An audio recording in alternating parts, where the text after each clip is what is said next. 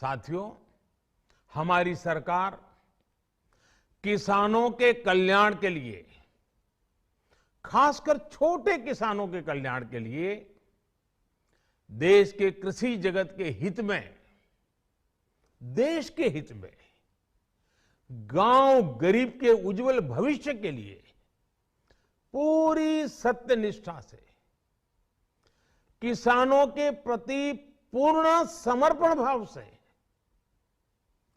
नेक नियत से ये कानून लेकर आई थी। लेकिन इतनी पवित्र बात, पूर्ण रूप से शुद्ध किसानों के हित की बात, हम अपने प्रयासों के बावजूद कुछ किसानों को समझा नहीं पाए। भले ही किसानों का एक वर्ग ही विरोध कर रहा था, लेकिन फिर भी ये हमारे लिए महत्वपूर्ण था। कृषि अर्थशास्त्रियों ने, वैज्ञानिकों ने, प्रगतिशील किसानों ने भी उन्हें कृषि कानूनों के महत्व को समझाने का भरपूर प्रयास भी किया। हम पूरी विनम्रता से, खुले मन से उन्हें समझाते रहे। अनेक माध्यमों से व्यक्तिगत और सामूहिक बातचीत भी लगातार होती रही। हमने किसानों की बातों को, उनके तर्क को समझने में भी कोई कोर कसर बाकी नहीं छोड़ी। कानून के जिन प्रावधानों पर उन्हें ऐतराज था, सरकार उन्हें बदलने के लिए भी तैयार हो गई। 2 साल तक हमने इन कानूनों को सस्पेंड करने का भी प्रस्ताव दिया। इसी दौरान ये विषय माननीय सर्वोच्च न्यायालय के पास भी चला गया। ये सारी बातें देश के सामने है, इसलिए मैं इनके अधिक विस्तार में नहीं जाऊंगा।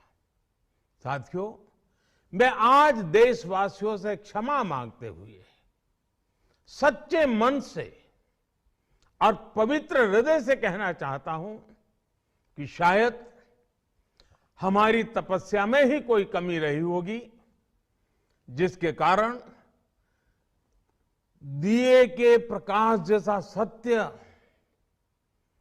कुछ किसान भाइयों को हम समझा नहीं पाए। आज गुरु नानक देव जी का पवित्र प्रकाश पर्व है। ये समय किसी को भी दोष देने का नहीं है। आज मैं आपको, पूरे देश को ये बताने आया हूं कि हमने 3 कृषि कानूनों को वापस लेने का, रिपील करने का निर्णय लिया है।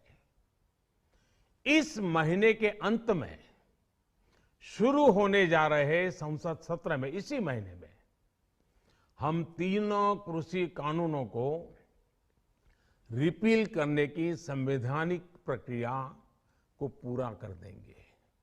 साथियों, मैं आज अपने सभी आंदोलनरत के साथियों से आग्रह कर रहा हूं, आज गुरु पर्व का पवित्र दिन है।